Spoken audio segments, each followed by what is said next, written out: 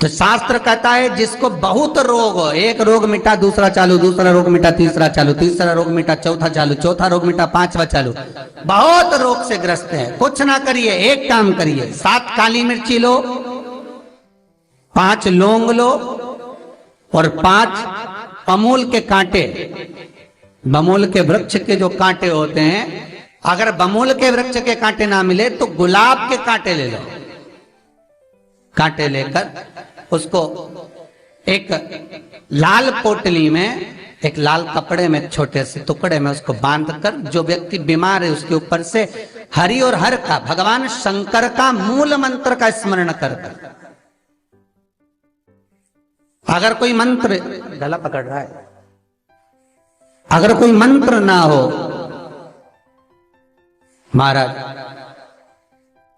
तो श्री शिवाय नमस्तुभ्यम और ओम नमो भगवते वासुदेवाय इसका स्मरण कर कर आप 21 बार उतार कर उसी व्यक्ति के सामने बाहर, घर के बाहर उस पोटली को जला दीजिए।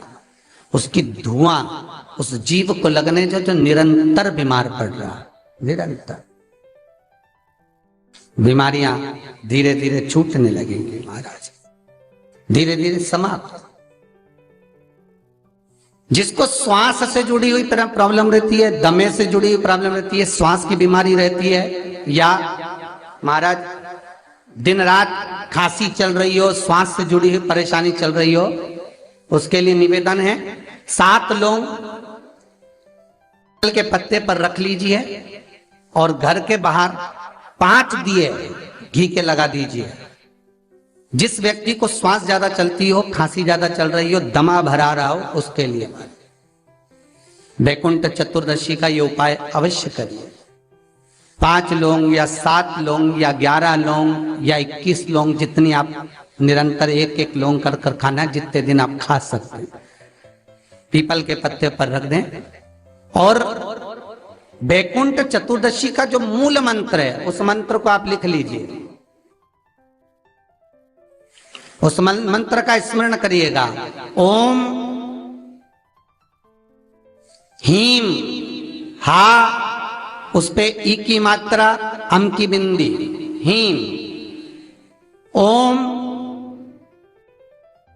हरिणाक्षाय, हरिणाक्षाय नमः शिवाय। एक बार सब हमारे साथ में बोलें, ओम हीम ओम हरिणाक्षाय नमः शिवाय।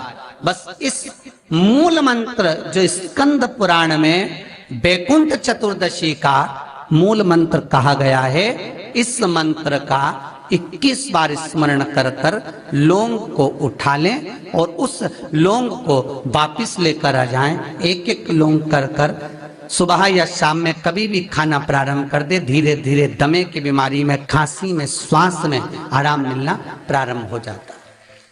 पर इस मंत्र को वैकुंठ चतुर्दशी के दिन रात्रि को जब आप 11 बजे से लेकर 12:30 के बीच में, जब पीपल के पत्ते के ऊपर जब आप लौंग रखें, पीपल के पत्ते के ऊपर जब आप लौंग रखें, उस समय पर इस मंत्र का 21 बार स्मरण होना जरूरी है महाराज। इस मंत्र को जपें, और यह मंत्र कोई साधारण नहीं है।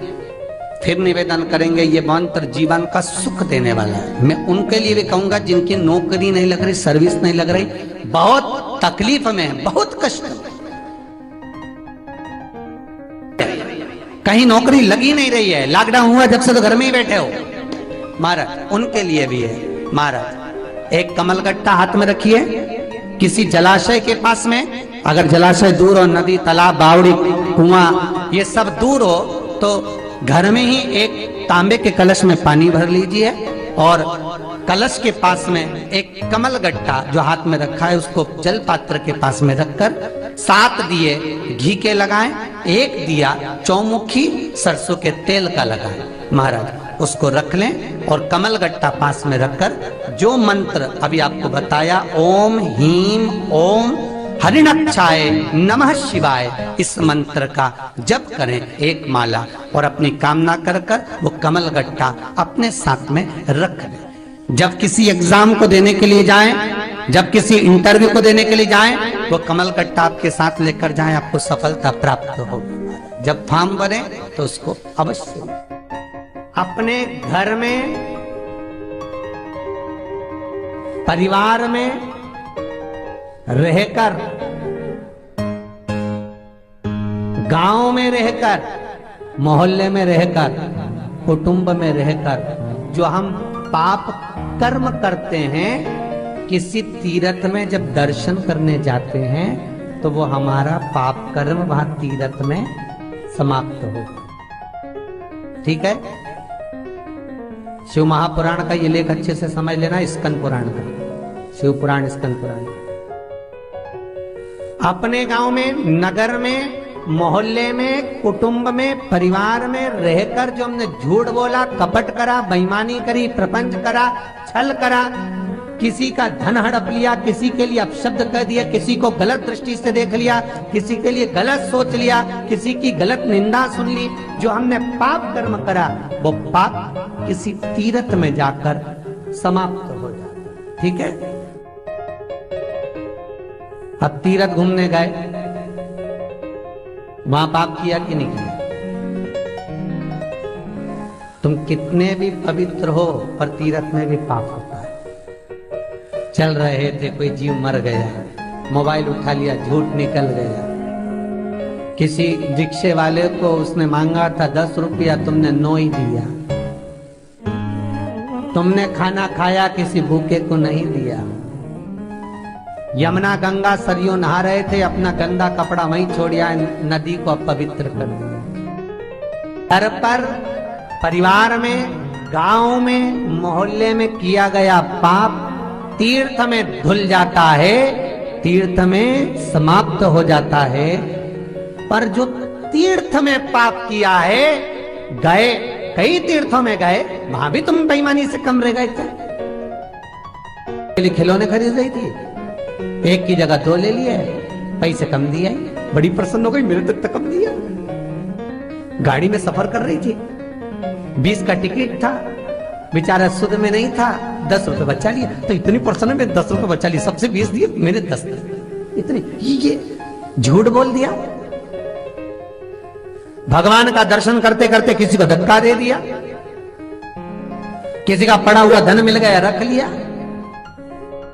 वहां पर भी करा। तो अपने गांव में किया गया, अपने परिवार में किया गया पाप तीर्थ में जाकर समाप्त हो जाता है। तीर्थ में किया गया पाप में जाकर समाप्त हो जाता है। बद्रीनाथ, जगन्नाथ,